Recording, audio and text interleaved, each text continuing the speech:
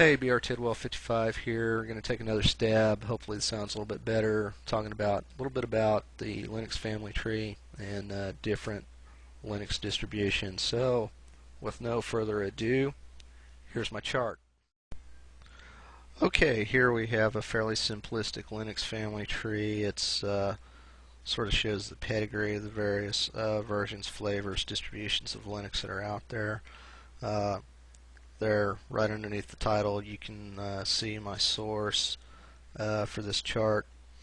Uh, Basically, as you may or may not know, there's a lot of different distributions of Linux out there, but there are three main families of Linux distributions. You've got your Slackware family, your Debian family, and your Red Hat family. Now, Slackware itself is still a viable Linux distribution, very minimal, has a lot of spin-offs. One of the things that will characterize your Slackware Linuxes is the fact that they use various package managers. Some use no package manager at all. A package manager, if you're not familiar with Linux, that's a way that you can use to install software similar to .msi or .exe installer that you find in a Windows environment.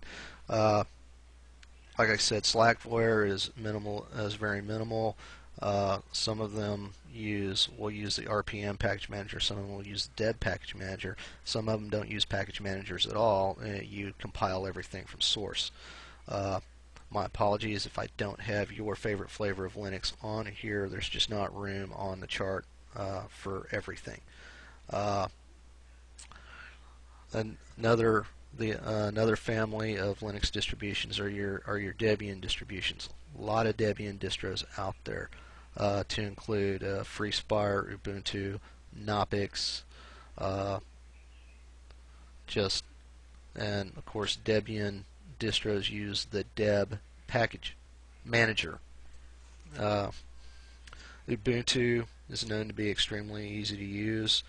Several spin-offs of Ubuntu, some of them sponsored by the company that made Ubuntu canonical, to include Kubuntu, which is a KDE version of Ubuntu. Linux Mint is a distribution derived from Ubuntu. Ubuntu being easy to use, Linux Mint takes that ease of use even further.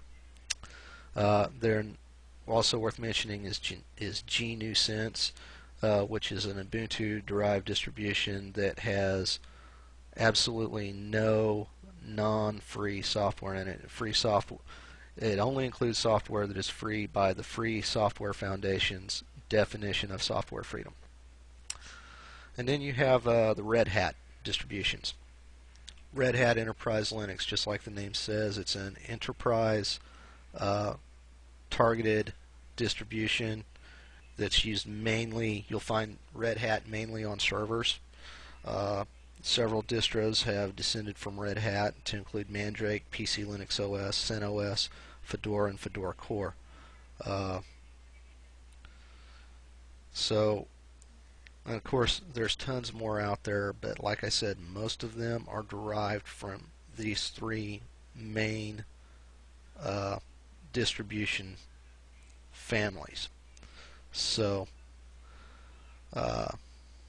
when you hear people talk about Debian or Red Hat or Slackware, then you'll kind of hopefully have a little bit of better idea where. Okay, so hopefully you have a little bit better idea now where different Linux distributions come from. I know that that chart looks a little chaotic because there are a lot of different distributions out there, but basically they sort of grow organically. Someone who knows how to program, knows how to spin a Linux distribution, take something he likes, tweak it, add or maybe take away some stuff to tune it more to their liking. They think other folks will like it, and they spin it out, and there's a new Linux distro. You want to know more what's going on in the Linux world distribution-wise, there's a great website called distrowatch.com. Is a good one. Just Google Linux and you'll get all kinds of good information. Well, hopefully the sound's a little bit better on this one. Hope you enjoyed. Hope you learned something you didn't know. And as always, feel free to comment. And if you think if I didn't get something quite right, I'm always open to correction. Uh, this makes us all a little bit smarter. Thanks for watching. Have a good night.